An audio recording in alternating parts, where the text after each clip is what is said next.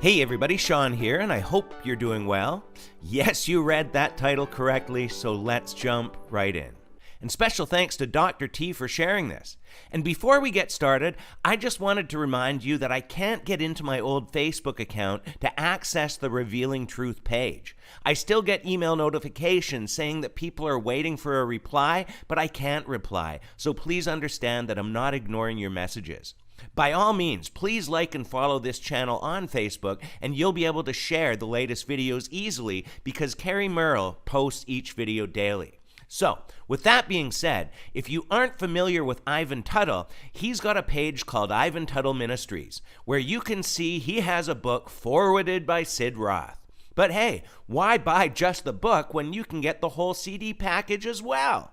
As you can see, we did one video on him in the past, and by looking at this post, it says he's a prophet, and he shares what God told him.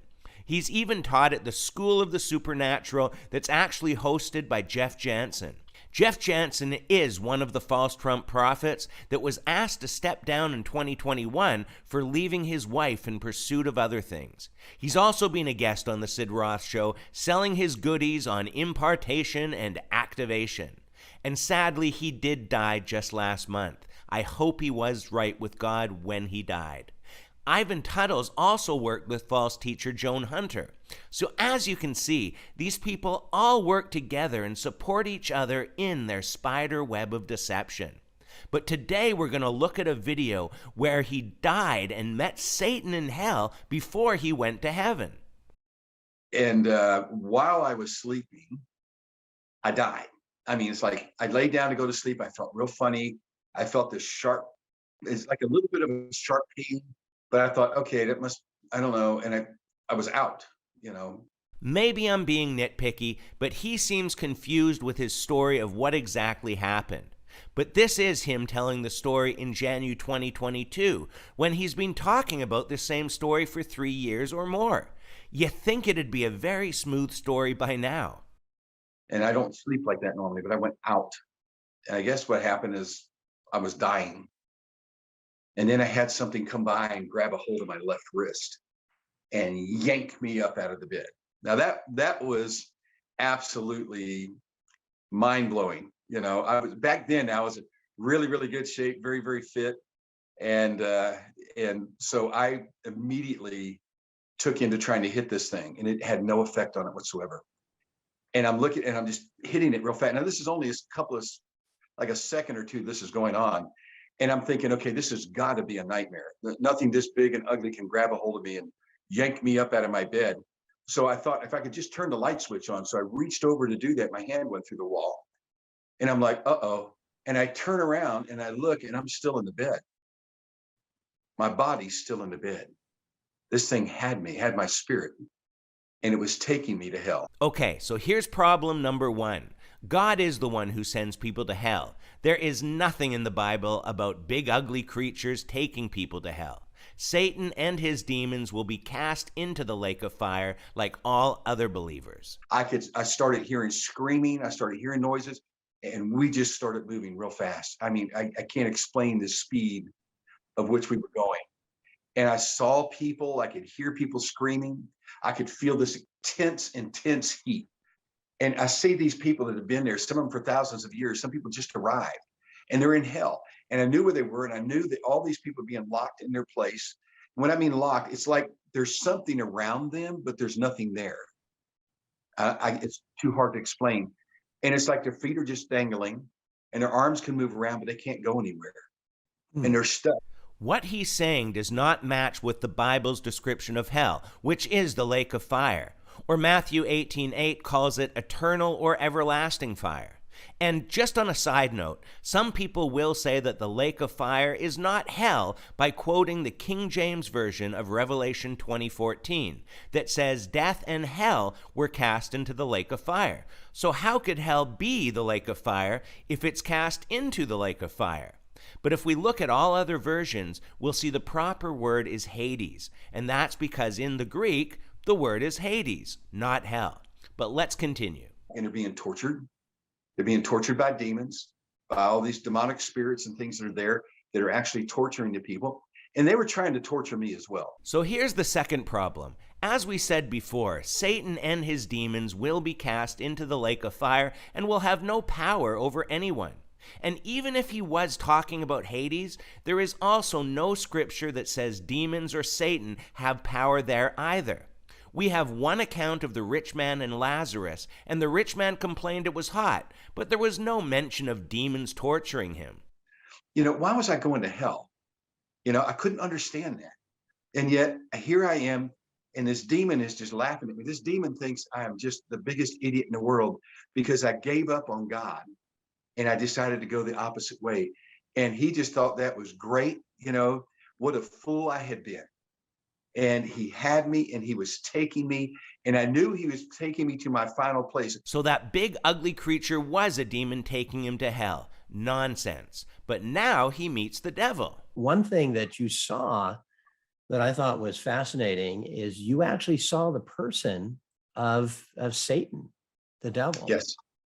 Was he and the decrepit nature and look of the kind of the rotting souls, if you will, of those in hell? Was that how Satan appeared as well? No, just the opposite.